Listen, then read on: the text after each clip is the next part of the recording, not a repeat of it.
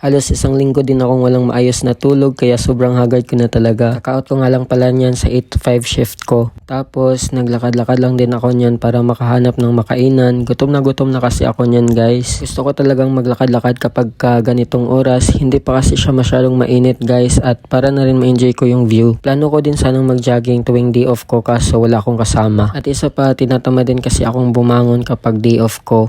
Pag tinamaan nga naman ng katamaran. Ayun, sa kama lang talaga ako buong hapon nanonood ng videos. Pero kapag gusto ko namang lumabas, pumupunta naman ako sa mall o kaya sa coffee shop. Pero yun yung hindi ako masyadong busy sa part-time job ko as VA. May mga times din kasi natambak yung task ko na sinesend sa akin. Kaya halos hindi na rin nakakapag-day off dahil sa pag-VA. Ganun talaga ang realidad sa buhay, kailangang sumikap. Yan na din pala yung in-order at kakainin ko guys. 199 pesos din yan, ang mahal. Di bali, ngayon lang naman yan at mamaya magugulay na rin ako.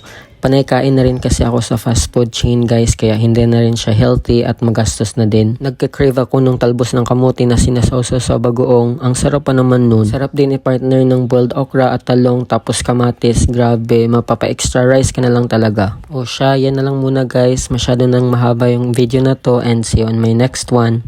Bye!